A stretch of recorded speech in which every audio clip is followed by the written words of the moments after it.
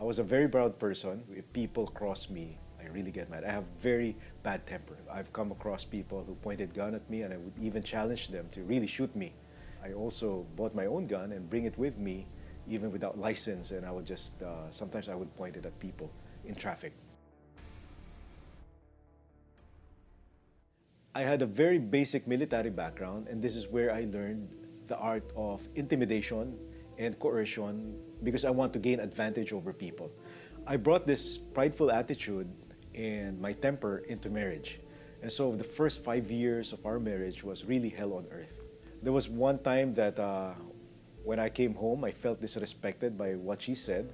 And so my temper flew up and I really pointed a knife at her in front of our 1-year-old kid.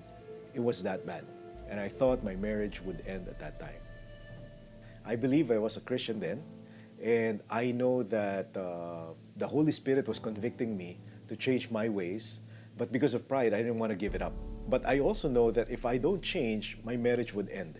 My D group leader would always ask the couples in our D group, like, if you are to rate your marriage from 1 to 10, 10 being the highest, how would you rate your marriage? You know, I'm thinking in my mind already that I would rate Lisa a higher rating so that she would, hoping that she would also give me a higher rate. And so I would rate her 9 or 10, and then people in the D group would, look at her and then expecting her to give me a good rating, and then she would start crying, and when she starts crying, I knew I was in trouble. And then I would hear her and give her rating. The best rating I got during that time was 3. And it went on week after week, month after month for 5 years. And so I said, Lord, I want to be a better husband to my wife. I want to be a better father to my children. And I want to have a better family. And so I knew I needed to change.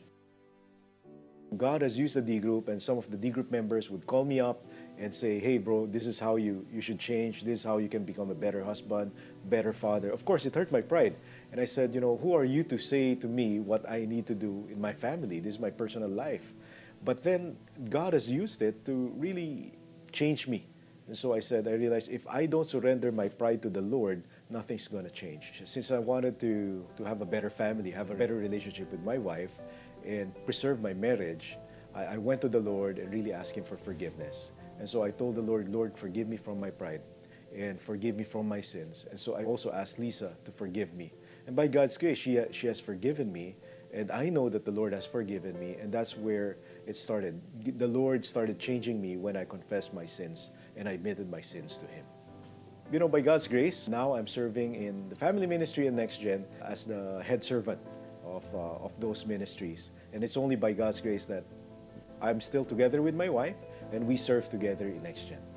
One of my favorite verses is John 10:10. The enemy comes only to steal, kill, and destroy, but Jesus came so that you may have life, have it to the full. The enemy was there to really destroy, steal the joy in my marriage, destroy our relationship. But one thing good about this verse is there is nothing that the enemy stolen that Jesus cannot restore. Nothing that the enemy has killed that Jesus cannot resurrect.